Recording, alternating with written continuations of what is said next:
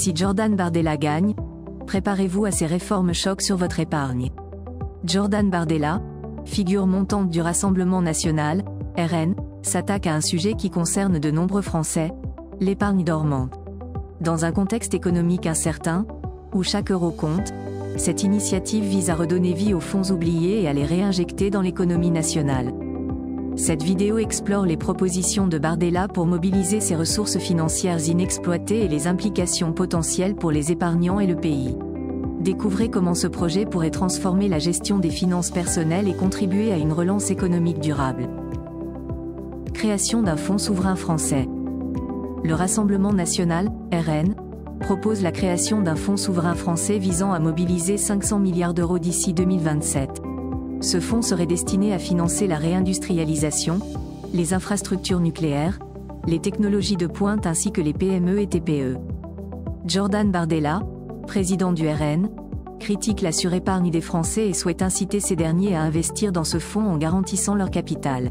Cependant, des experts comme ceux de la Fondation Jean Jaurès pointent un manque de sérieux et de rigueur dans cette proposition économique. Ils soulignent également les défis liés à l'atteinte de cet objectif financier ambitieux. Cette initiative de Bardella et du Rassemblement national, RN, de mobiliser l'épargne dormante des Français soulève des questions cruciales sur la gestion et l'utilisation de ces fonds. En effet, l'épargne dormante, souvent composée de petits montants dispersés sur de nombreux comptes inactifs, représente un potentiel financier considérable mais difficilement mobilisable sans mesures spécifiques. Augmentation des salaires et réduction de la TVA sur l'énergie. Le RN propose une hausse de 10% des salaires sans charge sociale ni fiscale, mais cette mesure suscite des interrogations quant à sa faisabilité pour les entreprises. François Asselin se demande comment ces dernières pourraient absorber une telle augmentation sans répercuter les coûts sur leur prix de vente. Par ailleurs, le parti promet de réduire la TVA sur l'énergie de 20% à 5,5%, une initiative qui coûterait environ 10 milliards d'euros par an selon l'Institut Montaigne. Toutefois, le Conseil des prélèvements obligatoires estime que cette baisse aurait un impact limité sur les prix de l'énergie, remettant en question son efficacité réelle pour alléger les factures des ménages. Protectionnisme économique et fiscalité pour les PME. Le RN propose des mesures protectionnistes telles que l'instauration de clauses de réciprocité dans les accords commerciaux et la priorisation des entreprises françaises dans la commande publique.